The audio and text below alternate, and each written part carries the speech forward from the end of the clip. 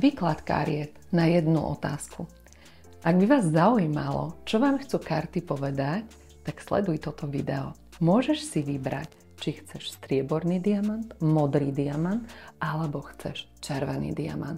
A poďme zodpovedať tvoju otázku ohľadne lásky. Kľudne si ju polož, vyber si strieborný, modrý alebo červený diamant. Prvotná otázka na strieborný diamant. Poďme sa pozrieť. V tvojom živote sa veľa vecí odvíja krásne, ale tvoj partner stále uvažuje nad tým, či pokračovať vo vzťahu alebo nie.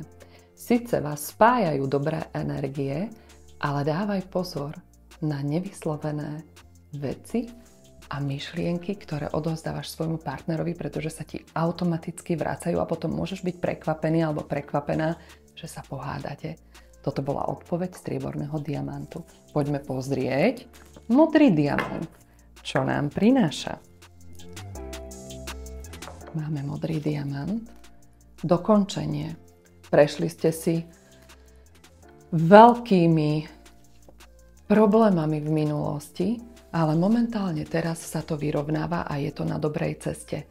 Tvoj partner alebo tvoja partnerka ťa neklame, len potrebuje chvíľu a čas sama pre seba, pretože príliš veľa uvažuje a príliš rozvetvuje, či tá budúcnosť bude taká, akú si spolu naplánujete.